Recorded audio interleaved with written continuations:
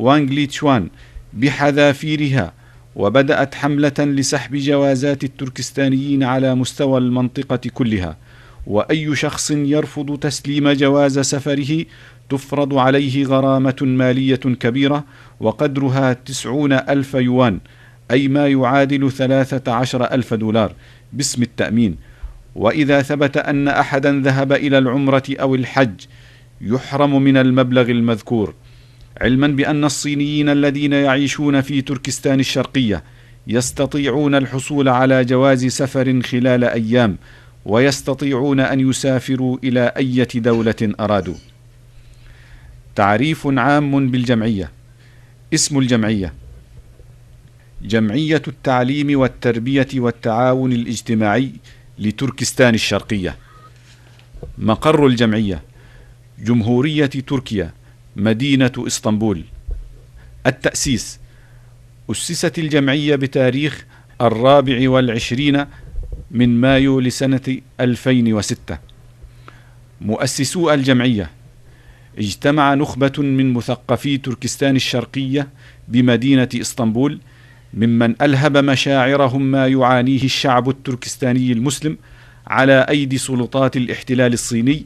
من محاولة لطمس الهوية الإسلامية وتنحية للعقيدة الإسلامية ومحو للشخصية الإسلامية وتذويب لكيان الشعب المسلم، فقاموا بتأسيس هذه الجمعية مستهدفين الأهداف التالية: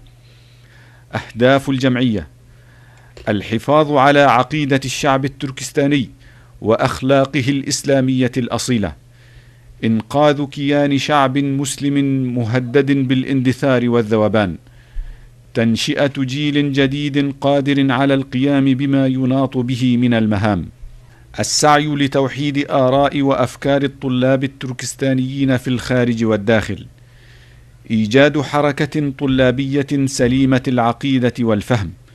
تتلهف لخدمة الإسلام والمسلمين في تركستان، توطيد روح الأخوة الإيمانية بين أبناء الجاليات التركستانية في الخارج. الوضع القانوني: الجمعية جمعية رسمية مسجلة لدى الحكومة التركية، وقد حصلت على ترخيص لمزاولة أنشطتها من إدارة الجمعيات بوزارة الداخلية التركية. نماذج من أنشطة الجمعية: إقامة دروس أسبوعية وحلقات علمية ومحاضرات شهرية في المناطق التي تتواجد فيها الجالية التركستانية في تركيا، إقامة ندوات ومؤتمرات علمية لمناقشة أوضاع المسلمين التركستانيين في الداخل والخارج، إصدار مجلة شاملة، ترجمة وإنتاج أشرطة إسلامية وأفلام علمية تثبت المسلمين وتزيدهم إيمانا، ترجمة كتب ومقالات نافعة ونشرها، تدشين موقع إلكتروني باللغة التركستانية يقوم بما يلي: نشر كتب ومقالات نافعة تخدم أهداف الجمعية، الإجابة على أسئلة المسلمين داخل تركستان، والتعرف على مشاكلهم ومعاناتهم والبحث عن حلول لها، السعي لتوحيد آراء المثقفين داخل تركستان وخارجها من خلال صفحة المنتدى، إيجاد منح دراسية عن طريق التواصل بالجمعيات والجامعات، إيجاد فرص عمل للخريجين في المناطق التي يتواجد فيها التركستانيون، إقامة مخيمات تربوية، إقامة مشاريع رمضانية وموسمية، إقامة حلقات قرآنية ومراكز صيفية، القيام بزيارات استكشافية للطلاب التركستانيين في أنحاء العالم، القيام بإطلاع الصحافة العالمية على أوضاع المسلمين في تركستان الشرقية. من إنجازات الجمعية: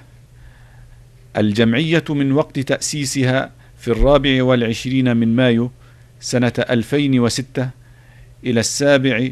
من يوليو لسنة 2008 قامت بأعمال من أبرزها: شراء مقر دائم للجمعية ب117,000 دولار، إنشاء فرع للجمعية في منطقة زيتين بورنو، إيجاد منح دراسية ل50 طالبا وطالبة يدرسون خارج تركستان، توزيع أضاحي ل100 أسرة من الأسر المحتاجة في تركستان، تدشين موقع إسلامي على شبكة الإنترنت، إقامة 4 دورات لتعليم القرآن الكريم بمشاركة 150 طالبا وطالبة من أبناء الجالية التركستانية بإسطنبول، وذلك في العطل الصيفية، وكانت مدة كل دورة 2 شهرين،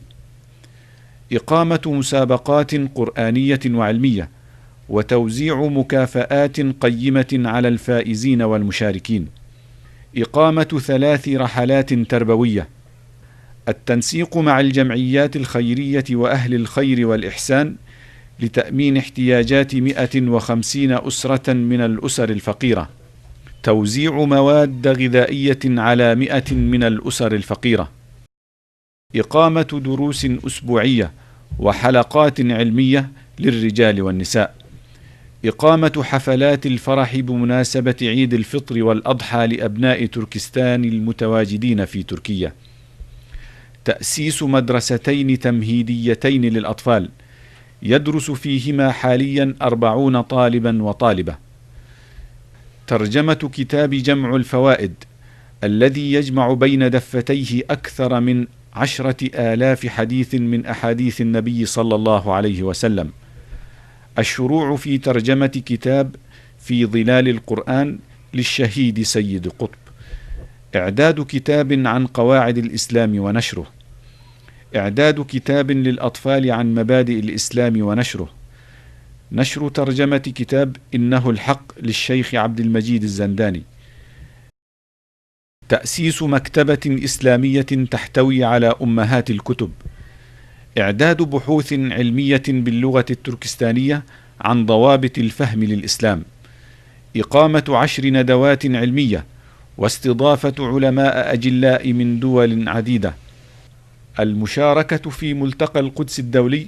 المنعقد بإسطنبول خلال الفترة من 15 إلى 17 من نوفمبر تشرين الثاني من سنة 2007، المشاركة في مؤتمر أيتام العالم الذي نظمته مؤسسة إيهاها بإسطنبول. وختاما، نرجو أن نكون قد أوصلنا إليكم صوت 35 مليون مسلم وآهات الملايين من المسلمين المظلومين في أنحاء تركستان الشرقية، كما نرجو من إخواننا أهل الخير والإحسان ألا ينسوا هؤلاء المنكوبين، فإنهم إخوة لهم في الدين والعقيدة وإن فرقت بينهم الحدود والسدود. وأخيرا، نشكر كل من ساهم في إعداد هذا الفيلم التعريفي، جمعية التعليم والتربية والتعاون الاجتماعي لتركستان الشرقية.